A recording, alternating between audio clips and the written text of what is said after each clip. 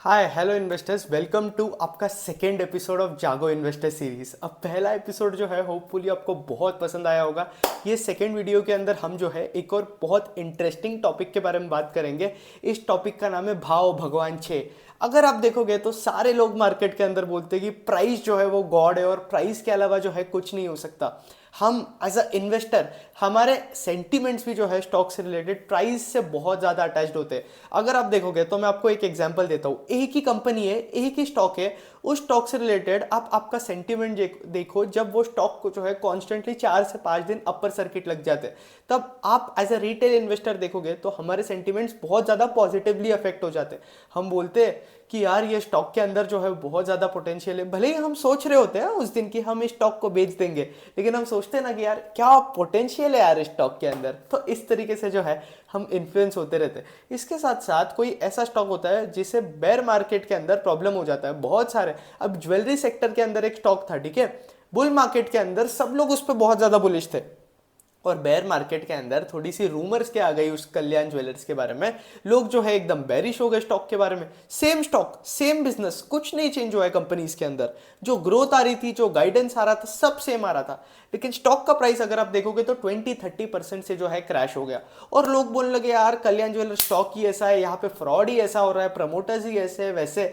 तो मतलब आप इन्फ्लुएंस देख रहे हो कितना ज्यादा होता है। मेरे पास बहुत ज्यादा क्वेश्चंस आए जब कल्याण ज्वेलर्स फॉल होना स्टार्ट हो गया ना, 30 to 40% के आसपास। आई थिंक 40% से फॉल हुआ ना, इसका मार्केट कैप 40% से रिड्यूस हो गया। आप सोच सकते हो लोग के दो पर्सपेक्टिव्स हो गए। अब एक चीज कि मुझे पता है वहां पे रूमर्स आ रही थी, ये आ रहा था, लेकिन मैनेजमेंट आकर जब ये रूमर सारी क्लैरिफाई भी किया ना, तब भी कंपनी का स्टॉक प्राइस अगर आप देखोगे तो रिकवर नहीं हुआ था, वही लेवल पे पड़ा हुआ था स्टॉक प्राइस, ठीक है। तो उस टाइम पे जो है लोगों के एकदम बहुत ज्यादा कमेंट्स आने लगे कि यार ये कल्याण ज्वेलर्स का क्या करे, ऐसा बकवास स्टॉक है, अटक चुका हूं मैं, ये चुका हूं।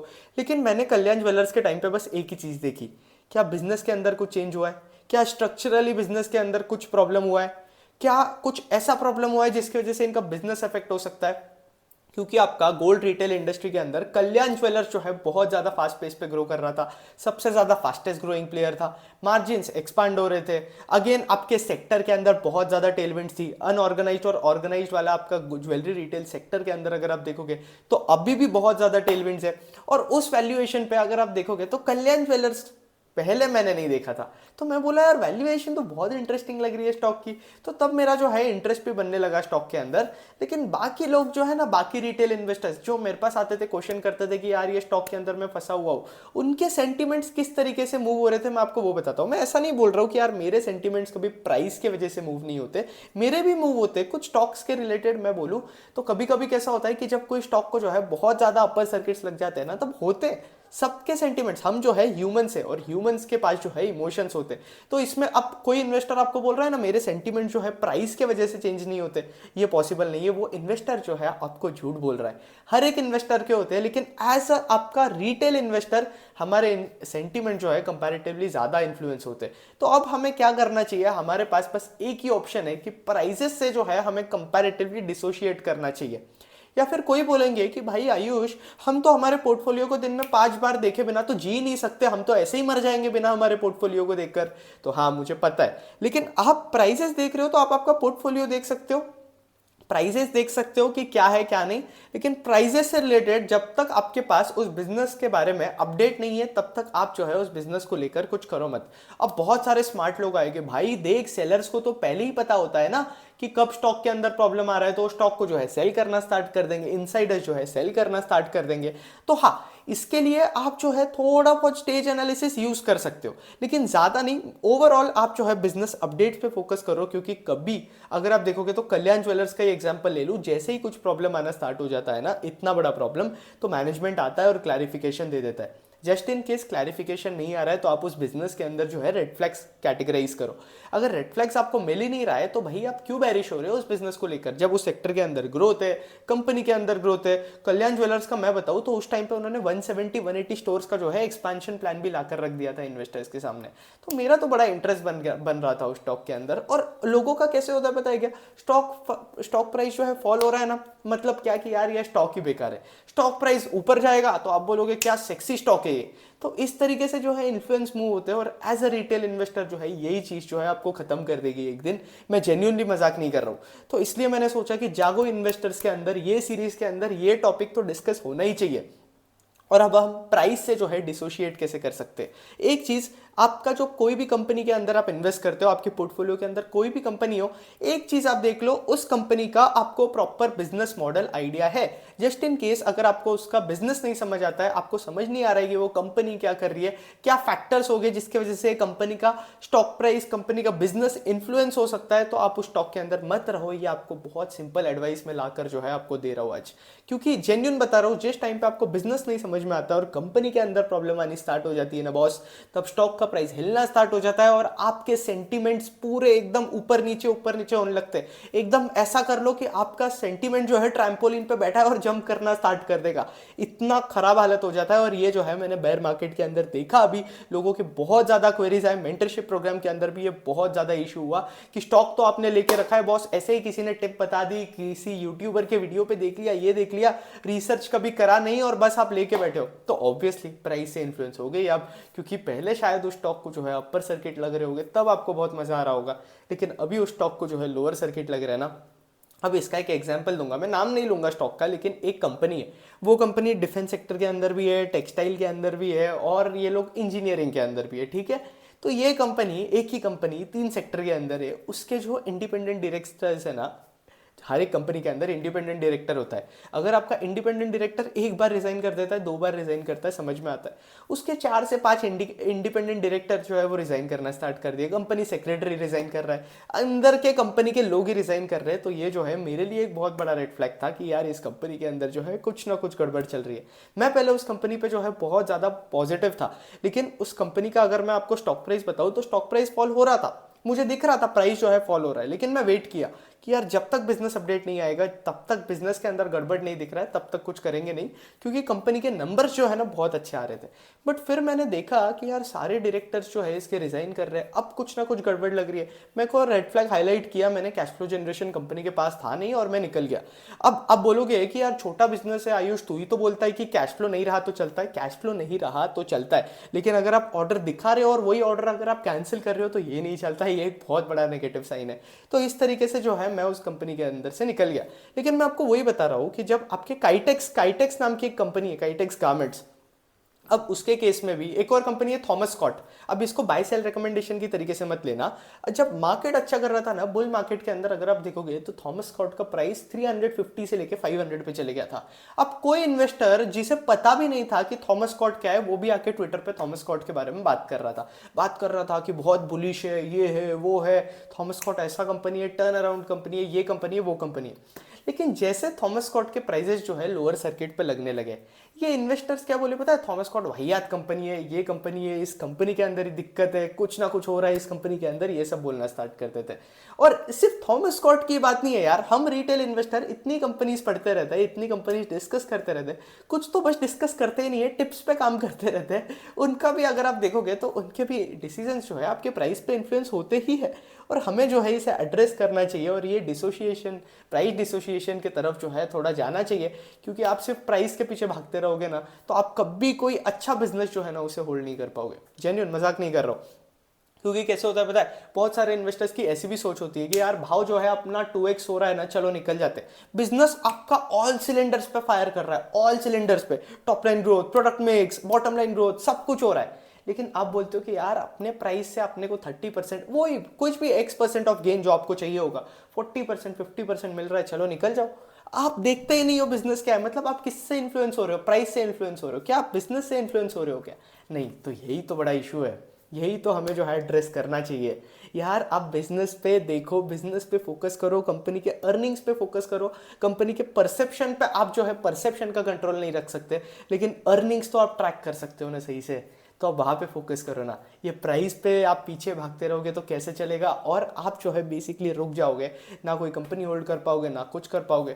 थोड़ा बहुत मॉडल के अंदर अगर चेंज हो रहा है, बिजनेस मॉडल के अंदर चेंज हो रहा है, कुछ बिजनेस के फैक्टर्स चेंज हो रहे हैं, तब आप उस कंपनी पे ध्यान दो। जैसे कि कैपिटल मार्केट्स के अंदर, कैपिटल मार्केट वाली सारी कंपनीज के ऊपर मैं बहुत ज़्यादा बुलिश हूँ, बुलिश था, और अभी 20 ईयर्स के लिए तो रहने ही वाला हूँ, क्योंकि इंडिया के अंदर फाइनेंशियलाइजेशन का ट्रेंड चल रहा है। लेकिन अभी अगर आप देखोगे तो कैपिटल मार्केट का स्टॉक्स जो है उसका साइकिल चेंज हो चुका है। ब्रोकर्स बता रहे हैं कि अगले Q4 तक तो हमारे पास नंबर से नहीं आने वाले, Q4 तक तो रिकवरी एक्सपेक्टेड है। तो आप कैसे बैठ सकते हो कैपिटल मार्केट स्टॉक्स के अंदर? मतलब मैं आपको कोई बाय सेल रिकमेंडेशन नहीं दे रहा हूँ, मैं आपको वही बता रहा हूँ कि साइकिल्स आपको समझना चाहिए ना, क्योंकि वही पोर्टफोलियो जो है, वही इंसान, वही इन्वेस्टर, मेरे पास मेंटरशिप में एक स्टूडेंट है, वो स्टूडेंट क्या किए बताया क्या उन्होंने क्या किया, वो कैपिटल मार्केट स्टॉक पे बहुत ज्यादा बुलिश और उनके पोर्टफोलियो के अंदर मैक्सिमम एक्सपोजर आपका कैपिटल मार्केट स्टॉक्स का है। अब जब आपका मार्केट ही खराब परफॉर्म करेगा तो कैपिटल मार्केट स्टॉक जो है खराब परफॉर्म करेंगे, तो उनके पोर्टफोलियो के अंदर 40 to 50% का ड्रॉडाउन आ गया। और वो आए मेरे पास, बोले यार आयुष मैं करूँ क्या? मैंने बोला रुको, अपन इस तरीके से जो है चीज़ें एड्रेस करते। मैंने उनसे बात किया, पूरा समझा उनका सिनेरियो। उन्हें जो है बहुत ज़्यादा मज़ा आ रहा था बुल मार्केट के अंदर, जब इनके स्टॉक प्राइसेस जो है बहुत ज़्यादा ऊपर जा रहे थे और वो बहुत ज़्यादा बुलिश थे आपके फाइनेंशियलाइजेशन वाले थीम पे। लेकिन जैसे ही सिनेरियो बदला, बेयर मार्केट आया, प्राइजेस फॉल होने स्टार्ट हुए, वो लोग जो है वो वही वही सेम इन्वेस्टर जो है सबसे ज़्यादा बेरिश हो गया आपके फाइनेंशियलाइजेशन पे। बोला यार इंडिया के अंदर कुछ हो ही नहीं सकता है, क्यों CDSL जैसी कंपनीज चलेगी, क्यों नुवामा जैसी कंपनीज चलेगी, और ये 50% का ड्रॉडाउन जो है हम रेजिस्ट नहीं कर पाते एज अ रिटेल इन्वेस्टर। आप छोड़ो, कोई भी नहीं कर पाता यार, कोई कर पा रहा है तो झूठ बोल रहा है, क्योंकि 50-50 60-60 पूरे पोर्टफोलियो का परसेंटेज का ड्रॉडाउन देखना जो है बहुत बड़ी बात होती है, और इतना रेजिस्ट करना भी जो है बहुत बड़ी बात होती है। तो इसलिए जो है मैं आपको एक रिक्वेस्ट करूंगा कि जो प्राइजेस के पीछे हम भागते हैं ना एज अ रिटेल इन्वेस्टर, वहाँ से थोड़ा डिसोशिएट करो, बिजनेस पे फोकस करो, बिजनेस मॉडल समझने पे फोकस करो, बिजनेस साइकिल समझने पे फोकस करो, और वहाँ से जो है आपके लिए चीज़ें जो है बेटर टर्न आउट होनी स्टार्ट हो जाएगी। ठीक है, अब जैसे कि मैं आपको एक और एग्जाम्पल दूँ तो मनोरमा इंडस्ट्रीज जो है नाम की एक कंपनी है। अब ये लोग जो है चॉकलेट्स वगैरह बनाते हैं, चॉकलेट्स वगैरह मतलब आपके चॉकलेट्स के अंदर जो कोकोआ बटर होता है ना, वो ये लोग बनाते हैं। इनका मॉडल बहुत इंटरेस्टिंग है, मुझे लगता है आपको पढ़ना चाहिए, और चैनल पे भी जो है मैंने इसका मॉडल कवर किया हुआ है। अब मनोरमा इंडस्ट्रीज के साथ बहुत इंटरेस्टिंग चीज़ हुई जो कि मुझे हाईलाइट करना है। अब क्या हुआ, आगे 1 महीने पहले की बात है मेरे हिसाब से, हाँ राइट, मनोरमा इंडस्ट्रीज का जो स्टॉक है ना वो 20% से फॉल हो गया, 15 to 20% एक दिन के अंदर। बिजनेस के नंबर्स बहुत अच्छे आए थे, मार्जिन इंप्रूव हो रहा था, कॉन कॉल के अंदर मैनेजमेंट पॉजिटिव, सब कुछ ठीक था। Q3 के अंदर, Q4 के नंबर्स अब तक आए नहीं थे, और बस एक दिन के अंदर स्टॉक प्राइस जो है 20% से गिर गया। मजाक नहीं कर रहा हूँ। अब कोई इन्वेस्टर जो है ना, जो कि मनोरमा इंडस्ट्रीज के अंदर बैठा होगा, उसका कन्विक्शन खत्म हो जाता है, वो सोचता है कि यार ये क्या हो रहा है स्टॉक के अंदर, 20% से गिर चुका है स्टॉक। लेकिन अगर कोई ऐसा इन्वेस्टर है जिसे मनोरमा का बिजनेस मॉडल पता है, जिसे मार्जिन पता है, जो सब चीजें समझ पा रहा है, मनोरमा नहीं, कोई भी एग्जाम्पल ले लो, अब मनोरमा के अंदर प्राइस इतना फॉल देखने मिला था, इसलिए मैं बता रहा हूँ। तो कोई भी इन्वेस्टर ले लो, कोई भी स्टॉक ले लो, कुछ भी कंसिडर कर लो, उसे अगर पता है कि ये कंपनी के अंदर क्या चल रहा है, इसके प्राइसेस हो सकता है वॉलेटिलिटी के थ्रू फॉल हो गए रहेंगे 20%, मुझे पता है 20% का फॉल बहुत बड़ा है, लेकिन आप सिर्फ एक 20% के फॉल से आपका वो स्टॉक का कन्विक्शन जो है, आपका थीसिस जो है वो चेंज नहीं होने दे सकते ना।